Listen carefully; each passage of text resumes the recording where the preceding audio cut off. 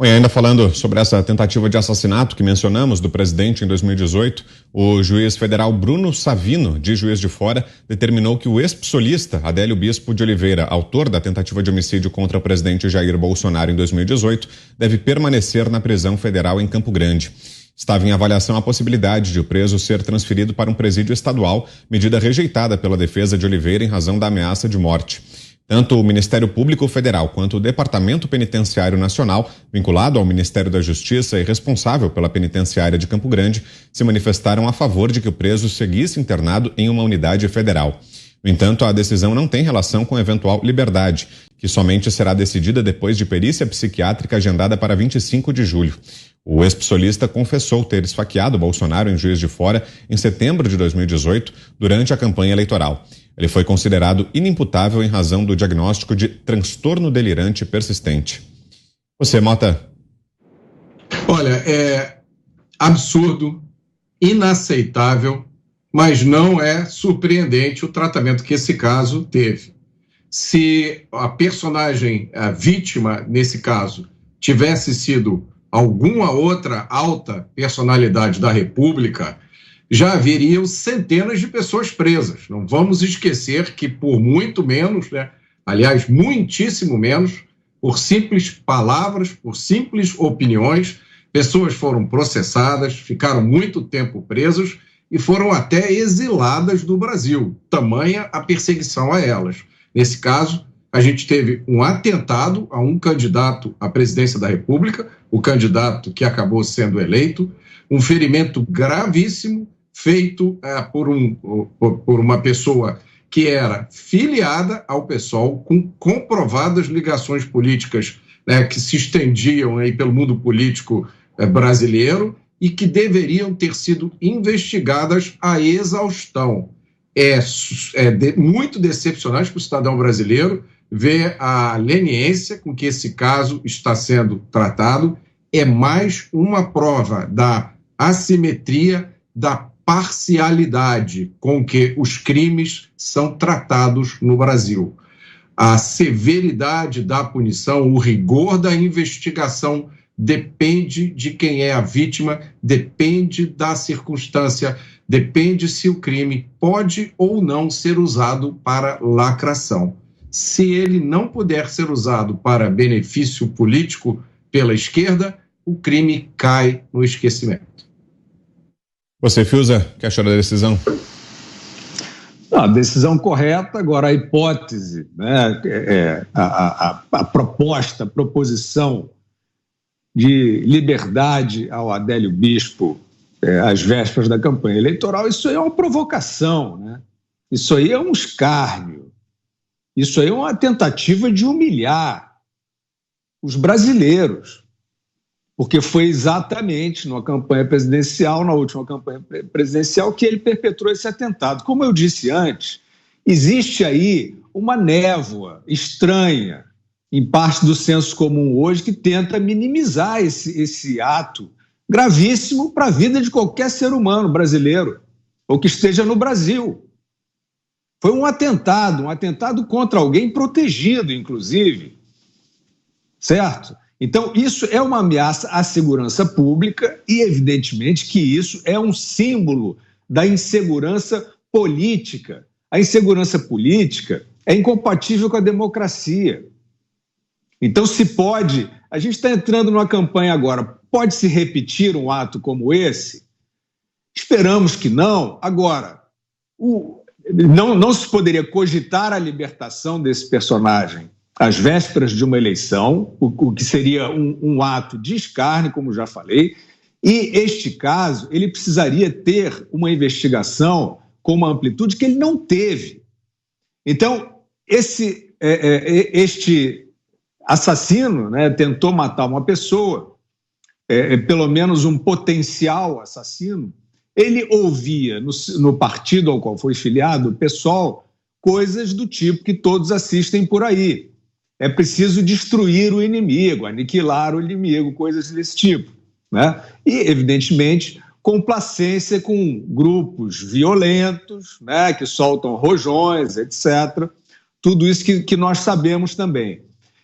Onde é que está a investigação sobre a influência, se não uma diretriz, né, se não um plano, e eu não estou dizendo que tenha havido um plano, tenha partido um plano do PSOL para matar o presidente, mas eu quero saber as motivações desse personagem, se tinham algum tipo de influência com esses grupos políticos que internamente incitam sim a violência.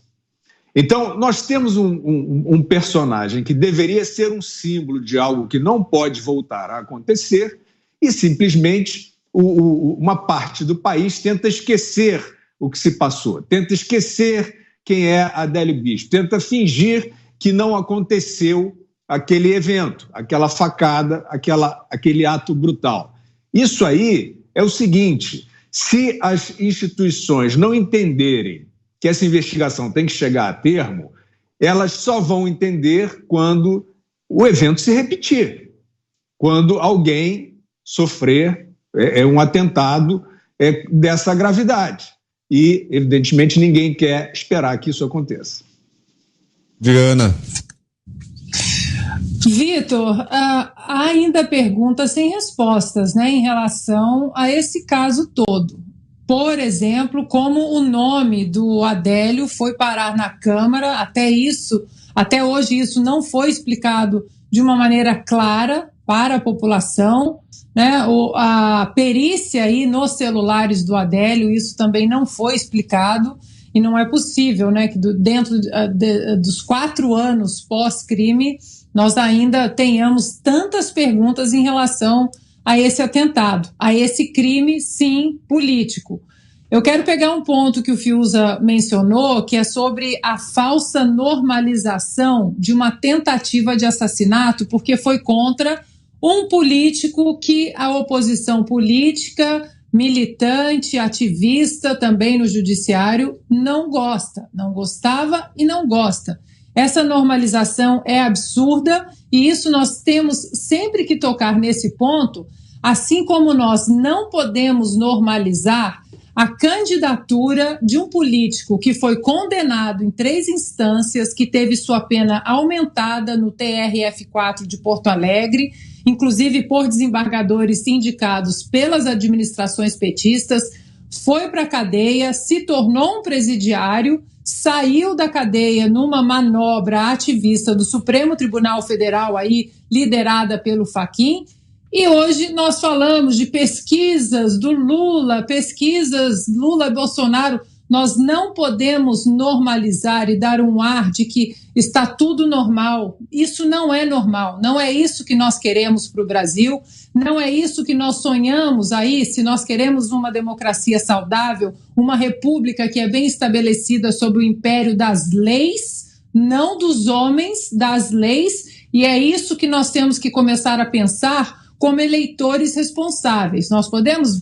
escolher Bolsonaro, Lula, Ciro, quem quer que seja, mas nós temos que pensar também na floresta, não apenas olhar as árvores, o macro, o que será do Brasil daqui a alguns anos, 4 anos. Essa eleição agora, ela vai decidir um nome para o Planalto, para Brasília, para o Executivo nos próximos 4 anos. Mas essa eleição é uma eleição que deixará um legado para os próximos 40 anos, e isso nós temos que considerar. Normalizar o absurdo, isso nós temos que lutar contra, dentro desse contexto do crime que o Fiuza disse, né, muito a imprensa às vezes quer normalizar, e no contexto também de que nós estamos falando de um candidato que esteve preso, condenado em 3 instâncias.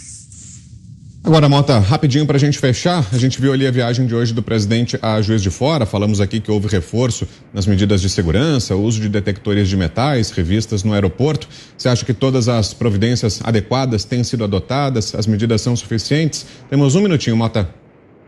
Sim, bom, as medidas têm sido muito boas, mas a gente não pode esquecer uma frase do Procurador de Justiça aqui do Rio de Janeiro, Marcelo Rocha Monteiro: a melhor prevenção é a punição. À medida em que você deixa um crime grave, como foi o atentado ao presidente em 2018, passar impune, é isso que está acontecendo. O crime não foi esclarecido, as investigações não avançaram, não se chegou às outras pessoas que certamente estão envolvidas nisso. Isso é uma sinalização positiva à impunidade. Então, é preciso que todas as pessoas percebam a hipocrisia que está acontecendo no Brasil, esse pacto pela paz, essas pessoas emocionadas pedindo o fim da violência na política, mas ninguém fala do Adélio, ninguém fala da facada que o presidente levou.